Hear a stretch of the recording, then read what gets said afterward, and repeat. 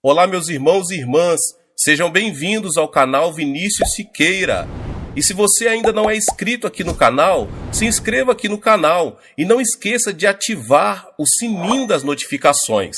Todos os dias são postados vídeos abençoados aqui no canal, para te abençoar. Vamos a mais uma palavra do Senhor. O jejum é uma abstenção voluntária e deliberada de alimentos, com o objetivo de se dedicar à oração. De um modo geral, no jejum, nos abstemos apenas dos alimentos sólidos, mas em algumas ocasiões nos abstemos de água também, por curto período de tempo. No Sermão do Monte, Jesus ensinou aos seus discípulos como o jejum deve ser observado. E nesse ensinamento, ele inclui também instruções sobre a finalidade do jejum. Nunca deveria ser feito para impressionar aos outros. Tudo indica que ele acreditava que os discípulos iriam jejuar, pois disse: quando jejuardes, e não se jejuardes. Ele próprio nos deu o exemplo. Jesus, cheio do Espírito Santo, voltou do Jordão e foi guiado pelo mesmo Espírito no deserto durante 40 dias, sendo tentado pelo diabo. Nada comeu naqueles dias, ao fim dos quais teve fome. Lucas 4, 1 e 2. Após esse jejum, Lucas registra que Jesus, no poder do Espírito, regressou para a Galiléia.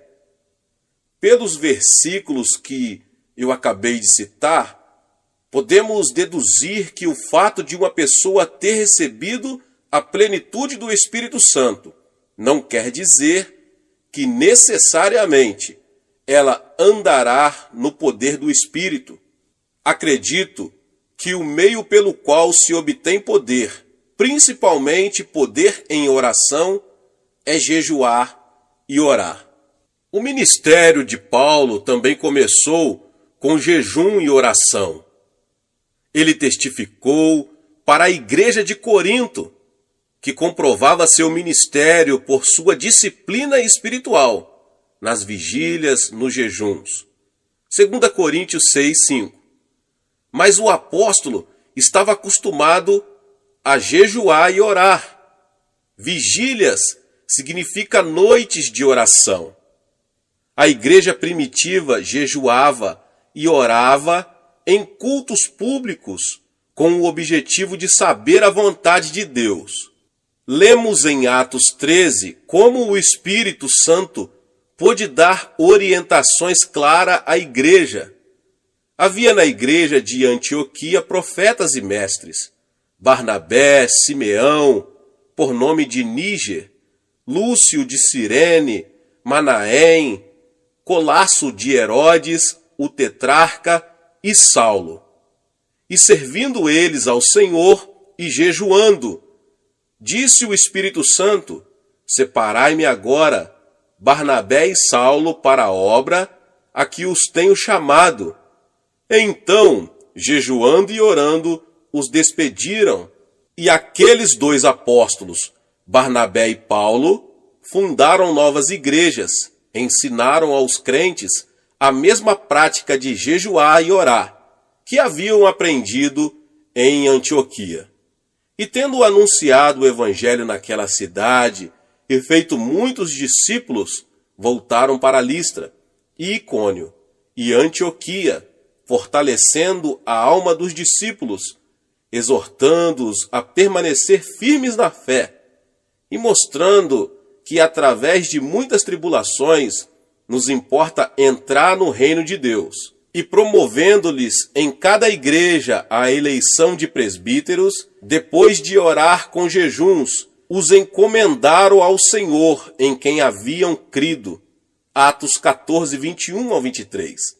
Este verso mostra que o jejum e a oração eram elementos vitais para a obtenção de orientação do Espírito Santo, antes de se ordenarem os líderes da igreja.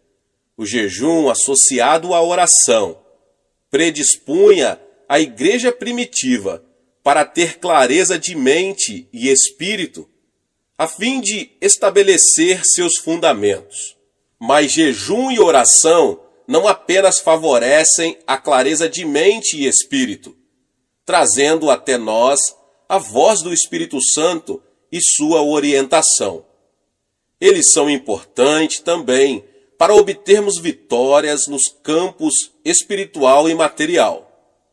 Nós vamos ver um exemplo disso no Antigo Testamento. Josafá, rei de Judá, recebeu a informação de que havia um exército inimigo que se agrupava para atacar seu país. Era um exército composto de homens de Moabe e Amon, que se aproximava das fronteiras de Judá. Nós que moramos na Coreia do Sul, sabemos o que é ver um exército entrincheirado junto à nossa fronteira. Em vez de entrar em luta, pois não tinham armamentos, o rei resolveu usar os recursos espirituais. Proclamou um jejum nacional. E todo o povo se reuniu, homens e mulheres, meninos e meninas, e jejuaram e buscaram ao Senhor, pedindo sua intervenção. E o resultado disso foi que Deus conquistou uma gloriosa vitória. O Senhor orientou o rei, mostrando-lhe como deveria lutar contra o inimigo. Tenho certeza de que nunca houve uma batalha como aquela. Josafá designou alguns homens para louvarem o Senhor diante do exército. Quando o inimigo viu aquilo, houve uma grande confusão em seu acampamento. Os homens puseram-se a lutar uns contra os outros.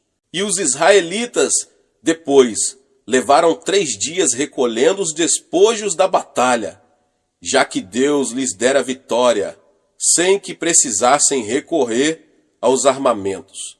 Isso está em 2 Crônicas 20. Quando começamos a jejuar, temos que assumir a atitude mental correta. Não podemos ver o jejum como uma autopunição, apesar de que, a princípio, nosso corpo possa reclamar. O jejum deve ser encarado como uma maravilhosa oportunidade de nos aproximarmos mais de nosso Senhor e mantermos íntima comunhão com Ele, sem a preocupação de nos alimentarmos. Devemos ver o jejum também como um meio pelo qual nossa oração se torna mais objetiva. Isso fará com que Deus nos ouça e nos abençoe. Quando encaramos o jejum dessa maneira, ele se torna mais fácil. Geralmente, oriento os crentes a começarem com um jejum de 3 dias. Depois que se acostumam a um jejum de 3 dias, eles são capazes de jejuar por um período de 7 dias. Daí, passam para jejuns de 10 dias. Alguns já chegaram a jejuar 40 dias, mas não incentivamos isso com frequência. Através do jejum e oração, o crente se torna mais sensível espiritualmente em relação a Deus e passa a ter mais poder para combater as forças de Satanás. Como é que isso funciona? O desejo pelo alimento é um fator básico em todas as criaturas vivas. É uma das maiores forças motivadoras que atuam em nosso corpo, mesmo antes de nascermos. As criancinhas já nascem com um instinto natural de buscarem o seio materno. Se pudermos associar esse intenso desejo natural ao anseio espiritual de mantermos comunhão com a nossa fonte espiritual, o resultado é uma intensidade maior. Esse é o objetivo da oração e jejum. Somando nosso desejo espiritual ao natural, podemos fazer com que a preeminência de nossa oração chegue ao trono de Deus com tanta intensidade que Ele nos ouvirá e atenderá. O anseio espiritual é um fator básico da oração. Agrada-te do Senhor e ele satisfará os desejos do teu coração. Salmos 37:4. Por isso vos digo que tudo quanto em oração pedirdes, crede que recebestes, e será assim convosco. Marcos 11:24. Portanto, quanto mais forte for nosso anseio em relação a um pedido, mais eficiente será a nossa oração. Na minha experiência pessoal, não percebo nenhuma mudança significativa no organismo no primeiro dia de jejum. No segundo, porém, a fome aumenta bastante. No terceiro e quarto dias, o organismo já começa a exigir alimento. E aí começamos a sentir todos os efeitos físicos da abstinência. Após o quinto e o sexto dia, o organismo já se ajusta à nova circunstância e nos sentimos melhor. O que acontece é que o corpo passa a queimar as reservas de gordura que possui. Após o sétimo dia, a fome desaparece, embora o corpo já esteja bem mais fraco. Contudo, obtemos uma clareza de mente e uma liberdade em oração bastante incomum. Quando jejuamos, Deus vê nossa sinceridade em nos humilharmos voluntariamente e atende a ela. Na medida em que um indivíduo, cidade ou nação deliberadamente se humilham e afligem a alma, Deus libera sua misericórdia e graça. Como vemos em muitos exemplos do Antigo Testamento, Deus lutou pelo povo e Israel, sempre que este se humilhou diante dele. Satanás está sempre querendo nos atingir. Quando sucumbimos frente aos nossos desejos carnais, ele não pode vencer a barreira de proteção que é o sangue de Cristo, mas podemos dar-lhe acesso à nossa pessoa quando pecamos. Paulo diz que Satanás é o príncipe da potestade do ar, ou da atmosfera que circunda a terra. E na epístola de Judas lemos o seguinte: ora, estes da mesma sorte, quais sonhadores alucinados, não só contaminam a carne, como também rejeitam governo e difamam autoridades superiores.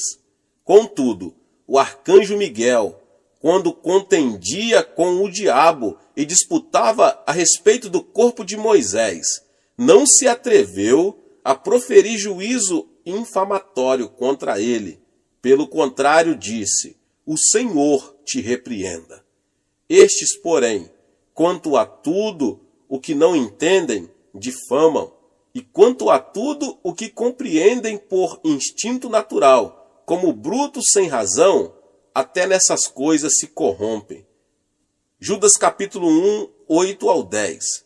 Os versos que eu acabei de citar revelam um fato muito significativo sobre nosso adversário, o diabo. Satanás é um príncipe com um poder considerável. E Judas diz também que ele não pode ser tratado levianamente, como alguns crentes costumam fazer. Embora seu poder sobre a propriedade divina tenha sido destruído, ele ainda é um oponente muito perigoso.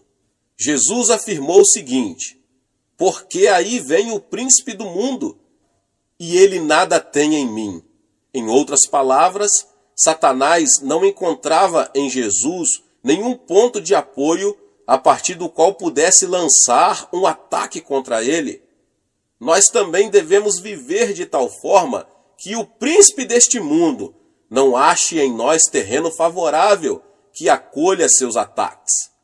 Antes da Segunda Grande Guerra, a Alemanha criou uma rede de agentes leais em diversos países. Hitler sabia que precisaria de aliados leais se quisesse obter sucesso no seu projeto de conquistar o mundo. E ele denominou esse grupo de homens e mulheres a Quinta Coluna. Precisamos cuidar para que não haja em nós nenhuma quinta coluna que se alie a Satanás. E como conseguimos isso? Pela oração e jejum. Pela oração e jejum, podemos concentrar o poder da oração, dirigindo-o contra nossas concupiscências, a cobiça da carne, a cobiça dos olhos e a soberba da vida. Assim poderemos ter uma vida santa e pura diante de Deus. Pela oração e jejum, podemos ver destruída essa cabeça de ponta de Satanás, a que me referi com a quinta coluna. Então, quando vier o príncipe deste mundo, não achará lugar em nós. O resultado prático do jejum e oração será a manifestação em nossa vida de uma religião verdadeira e sem mácula. Porventura, não é este o jejum que escolhi? Que soltes as ligaduras da impiedade, desfaça as ataduras da servidão, deixes livres os oprimidos e despedaces todo o jugo? Porventura, não é também que repartas o teu pão com o faminto e recolhas em casa os pobres desabrigados, e se vires um nu, o cubras, e não te escondas do teu semelhante? Isaías 58, 6 e 7. O jejum pode romper as ligaduras da impiedade, libertar os oprimidos e produzir completa e total libertação. Temos aí a ordem de despedaçar todo jugo. Quando vemos outros sob pesado jugo, ou nós mesmos nos sentimos subjugados, podemos desfazer o jugo com jejuns e orações, quer sejam problemas de saúde, de relacionamento na família ou nos negócios, eles podem ser removidos. Como eu já ensinei, já preguei, o Monte da Oração é um local dedicado ao jejum e à oração. Não tem por objetivo sanar os problemas apenas dos que ali se encontram. Ali intercedemos também por milhares de pessoas que escrevem para nossos escritórios em Nova York. Depois que os pedidos de oração que nos chegam diariamente saem da minha mesa e são apresentados para oração em nossa igreja, são enviados ao Monte da Oração. Cada intercessor recebe um pedido que a essa altura já foi trazido para o coreano, e essa pessoa ora e jejua até sentir em seu coração o testemunho do Senhor de que ele já ouviu e a resposta já está sendo enviada. Jejuando, nossos intercessores se tornam sensivelmente mais conscientes da importância do pedido. Assim, eles podem visualizar o problema pelo qual oram, bem como a resposta. Recebemos muitos testemunhos a respeito de orações atendidas, e são tantos que eu falaria por muito tempo, por muitas horas, vários e vários testemunhos.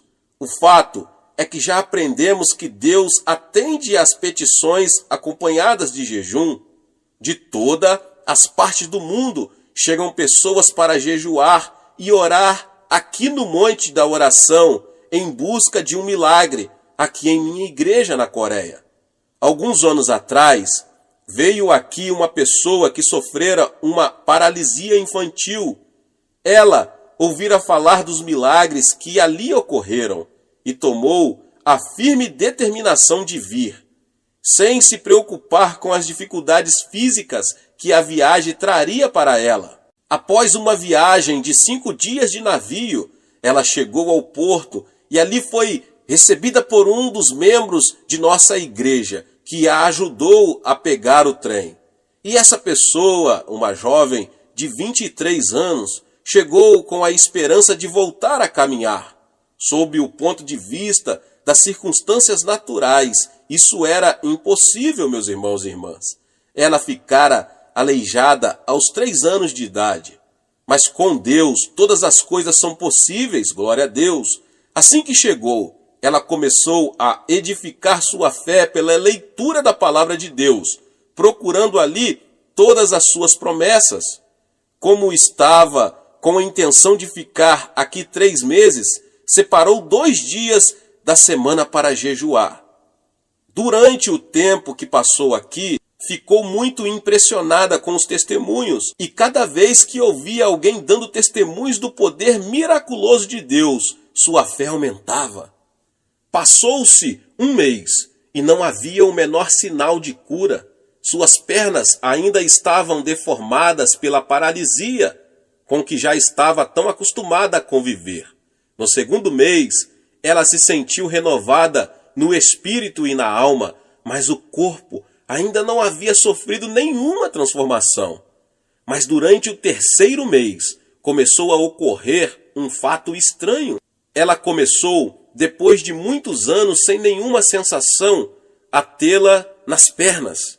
Na esperança de ver ali o milagre, ela gritou: "Ajudem-me a levantar-me!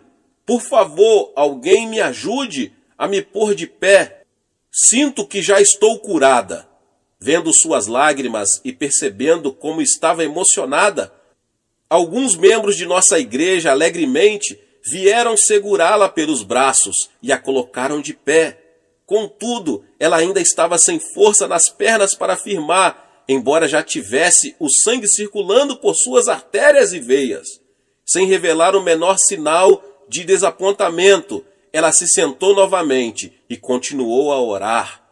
Sabia que seria necessário um milagre de criação para que suas pernas atrofiadas pudessem voltar a funcionar.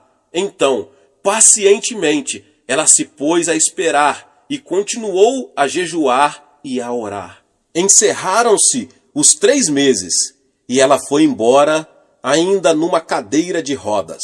Mas algo acontecera em seu coração. Ela sabia que estava curada. Passaram vários meses e um dia recebi uma belíssima carta dela. Dr. Cho, escreveu ela, agora já posso caminhar. Ainda estou mancando um pouquinho, mas consigo andar. Acredito que até isso irá desaparecer em breve, afirmava ela com uma fé firme. Esse é apenas um dos muitos milagres que aconteceram no Monte da Oração. Mas isso quer dizer que todas as pessoas que orarem e jejuarem no Monte da Oração ficarão curadas? Evidentemente, a cura não é tão simples assim. Algumas pessoas são curadas imediatamente, enquanto outras levam algum tempo para isso. Mas já descobri que quando uma pessoa tem grande dificuldade para ser curada, muitas vezes está abrigando rancor no coração.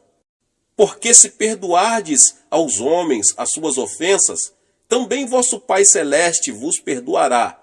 Se, porém, não perdoardes aos homens as suas ofensas, tampouco vosso Pai vos perdoará as vossas ofensas. Mateus 6, 14 e 15. Muitas pessoas têm sido prejudicadas por familiares, sócios ou amigos e buscam justiça, como acreditam que a justiça deve ser buscada. E se não for feita justiça dentro dessas circunstâncias, elas se tornam amarguradas e cheias de ódio. Muitos desses indivíduos podem ter sintomas físicos que podem ser diretamente relacionados com essa atitude de rancor. Eles criam uma raiz de amargura que produz toxinas que passam ao seu organismo e assim começam a sofrer distúrbios mentais e físicos. Disse-me certa vez uma senhora a quem mencionei o que acabo de explicar. Meu marido é o culpado. Eu o detesto. Está bem, irmã, repliquei, mas é a senhora quem está sofrendo e ficando aleijada com essa artrite. Quando somos prejudicados de uma forma ou de outra, temos que perdoar. Mesmo que nosso ofensor não nos peça perdão, precisamos perdoar-lhe. Jesus é o exemplo perfeito desse fato. Quando ele estava pregado na cruz, ninguém lhe pediu perdão. Pelo contrário, eles estavam zombando dele e o atormentando, mas ele disse: Pai, perdoa-lhes. Portanto, o perdão não é um ato opcional, é um mandamento. Não é uma ação que praticamos ocasionalmente, é a maneira como vivemos diariamente. Quando perdoamos a uma pessoa que nos causou algum mal, estamos permitindo que o Espírito Santo coloque convicção de erro naquele que nos prejudicou. Nada escapa aos olhos de nosso Pai Celeste. Ele conhece todas as intenções, as motivações do coração. O Espírito Santo pode convencer de pecado, da justiça e do juízo. Bem, voltamos à história que eu acabei de dizer sobre a senhora. Aquela senhora que estava em meu gabinete era casada havia vários anos. O marido a abandonara e vivia com outra mulher. E essa irmã estava passando por sérias dificuldades, pois tivera que assumir o sustento dos filhos. Agora estava ali querendo cura para a sua paralisia. O Espírito Santo orientou-me para que lhe perguntasse: a senhora já perdoou seu marido? Não, não posso. Eu o detesto, respondeu chorando, sem conseguir controlar as lágrimas. Mas a senhora tem de perdoar-lhe, continuei. Assim seu coração ficará livre dessa amargura que está impedindo que seja curada, e liberará o Espírito Santo para que opere na vida dele. Instantes depois, ela resolveu perdoar-lhe e voltar ao monte da oração para jejuar e orar. No domingo seguinte, após um de nossos cultos, ouvi alguém bater à minha porta. Convidei a pessoa para entrar e vi um homem de aparência muito séria, acompanhado de uma senhora. Pastor, disse ela, este é meu marido, por quem temos estado orando. A mulher mal conseguia conter as lágrimas ao virar-se para ele e dizer: conte ao pastor o que aconteceu. Pastor Cho, disse ele, será que Deus poderá perdoar-me? Sou um grande pecador. Em seguida, ele narrou o que se passara. Há uma semana comecei a ter uma profunda sensação de culpa quando estava em casa com outra mulher. Não conseguia suportar a pressão interior que sentia. De repente, comecei a pensar na minha esposa e filhos que abandonara, e não conseguindo me livrar do senso de culpa que sentia. Quando chegou o domingo, resolvi vir à igreja com a esperança de receber perdão e me sentir melhor. Ali, então, vi minha esposa sentada do outro lado do salão. Naquele momento, resolvi pedir perdão a ela e a Deus. Será que Deus poderá perdoar-me? Claro, Ele pode perdoar-lhe, respondi. Em seguida, orientei-o para fazer uma oração, e ele aceitou a Jesus como seu Senhor e Salvador. Que alegria maravilhosa ver aqueles dois novamente unidos em Cristo Jesus.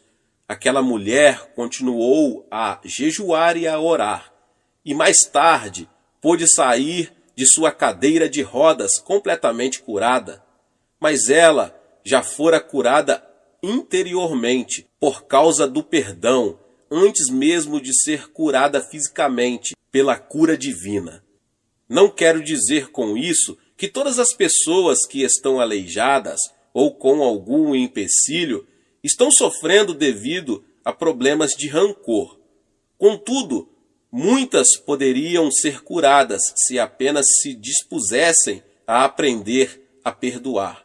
Se você que ouve essa palavra e tem dificuldade em perdoar alguém, não deixe que seu orgulho tome conta da situação e impeça que você obedeça a palavra de Deus.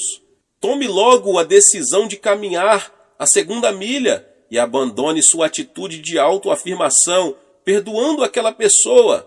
Aí então experimentará uma grande libertação e ficará livre das sensações de hostilidade para com o outro e se sentirá muito melhor. Deus resiste aos soberbos, mas concede graça aos humildes.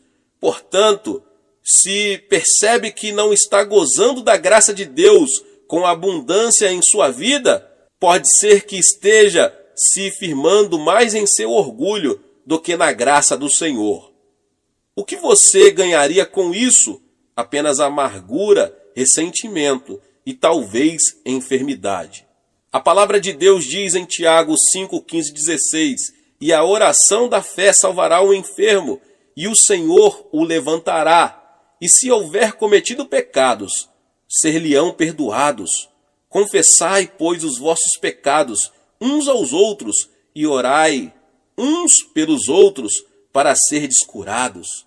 Hoje em dia, os psicólogos, médicos e psiquiatras afirmam que a atitude mental de seus pacientes tem um peso muito grande na cura deles. Essa é a hora em que a igreja, o corpo de Jesus Cristo, deve ser curada. A atitude de Deus está explícita na terceira carta de João. Amado, acima de tudo faço votos por sua prosperidade e saúde, assim como é próspera a sua alma.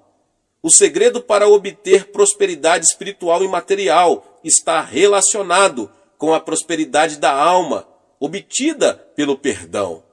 Assim vemos que o jejum e a oração, somados a um espírito de perdão, resultarão em melhores condições de saúde para a igreja. Desse modo, esse veículo que Deus escolheu para trazer o avivamento ao mundo se tornará um instrumento útil e saudável nas mãos do Espírito Santo.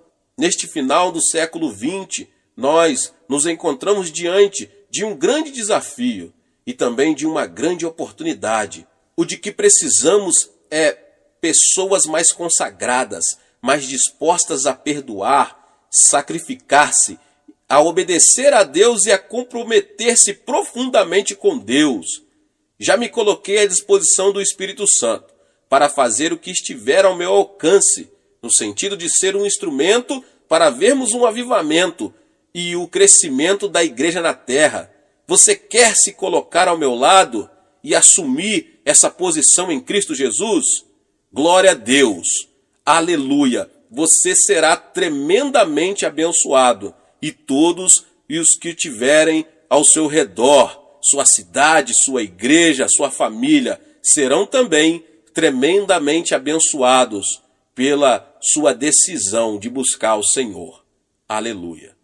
Deus abençoe a sua vida, glória a Deus. Se você chegou aqui pela primeira vez e ainda não é inscrito no canal, se inscreva no canal, ative o sininho das notificações para você não perder todos os vídeos que são postados aqui no canal. Deixe também o seu like e não esqueça de compartilhar com mais pessoas esta palavra. Nos vemos nos próximos vídeos. Amém!